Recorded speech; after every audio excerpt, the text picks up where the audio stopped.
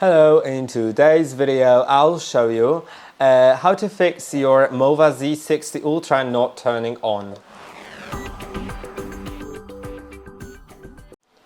If it isn't turning on, first remove it from the station and try pressing and holding on this power button right here for at least 10 seconds.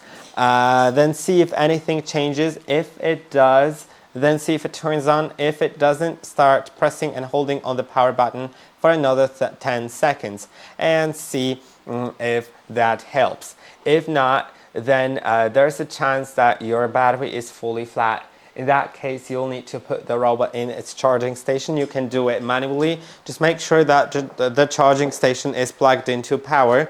And then you can see when I remove the robot, I can put it in. Mine's currently turned on, but I can put it in by pushing the back of the robot into the station.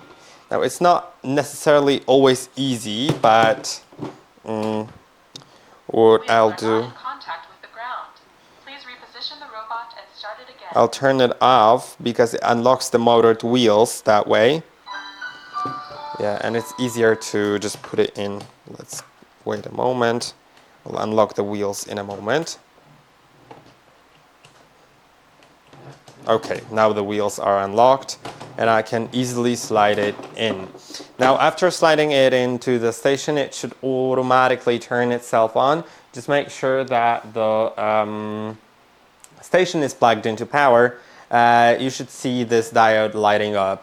And if it doesn't turn it on immediately, just wait at least half an hour and see if it works. Unless your robot was exposed to very cold temperatures for a really long time, then I wouldn't actually plug it in before like 12 hours in room temperature so that it gets used to the temperature, and yeah, that's it. If the station isn't powering on, try using a different power cord or a different power outlet. And if none of that helped, you'll need to contact the after-sales service. I hope that this video was helpful. Don't forget to like and subscribe, and I'll see you in the next one.